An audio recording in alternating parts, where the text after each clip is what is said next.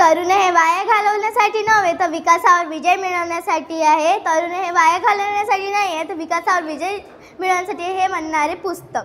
नमस्कार विद्यार्थी मित्रांनो, मी आशा निकिता मंगेश पाटील, वर्ग 7वीची विद्यार्थिनी. आज तुमच्या समोर विषय घेऊन येते तंत्रज्ञानाच्या युगातील मी पुस्तक बोलतोय. एक पुस्तक बोलतोय, खरंच एक पुस्तक बोलतोय. आश्चर्याची गोष्ट ही की एक पुस्तक कसा काय बोलू शकतो, पण आजच्या तंत्रज्ञानाच्या पिढीमध्ये माझी महत्त्वच नाही आहे. मित्रांनो, तुम्ही वक्तृत्व करता, वादविवाद करता, पण तुम्ही हा विचार करत नाही की टीचरने त्या टॉपिकबद्दल काय सांगतो. तुम्ही घेता मोबाईल आणि सर्च मारून लिहिता. जेव्हा भाषण देण्याची बारी येते तेव्हा आपल्याला माहीत पडते की आपण तेव्हा आपल्याला माहीतच पडत नाही की आपण त्याच्यामध्ये काय लिहिलं होतं.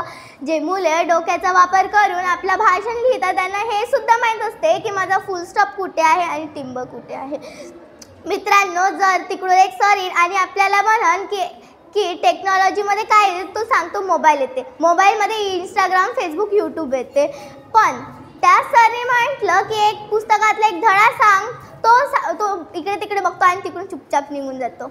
मित्रांनो, जर आपली आई म्हणाल मोबाईल हे 1 सेकंड कंप्लीट होत नाही की आपल्या हातामध्ये मोबाईल राहते, आणि अगर आई म्हणाल की पुस्तक वाच, 1 तास होऊन जाते आपल्या हातात पुस्तक येत नाही. मित्रांनो, तुम्हाला माहीत आहे का तंत्रज्ञानाला तंत्र काऊन नाही म्हणतात, त्याला ज्ञान का लागते? कारण जे तंत्रज्ञान बनवते ते पुस्तक वाचूनच तंत्रज्ञान बनवते.